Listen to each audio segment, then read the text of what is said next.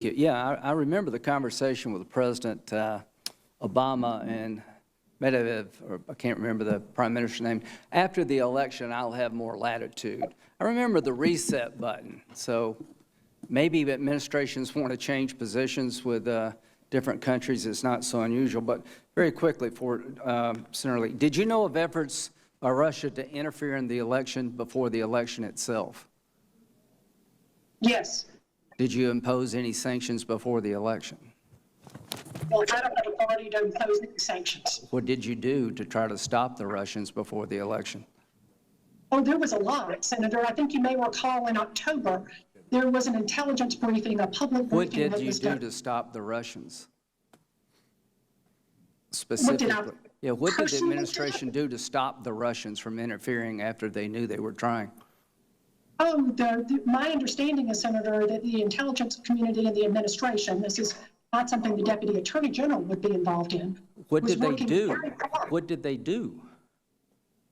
Did they impose sanctions? They did not impose sanctions. Did they call the Russians up and say stop? Actually, I do believe that there were communications with the Russians in that regard. Do you agree with me it didn't work? If I could finish my answer, Senator. Yeah. There was concern at the time, and this was in connection with the October public statement that was made, that the Obama administration wanted to be very careful that it wasn't doing anything that would impact the election or be perceived to be impacting the election.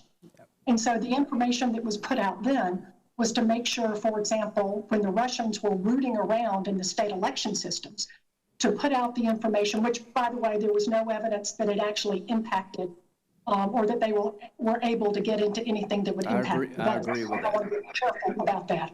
I agree with that. When they were rooting around in there, the Obama administration was contacting the states and trying to make sure that they understood they needed to shore it up.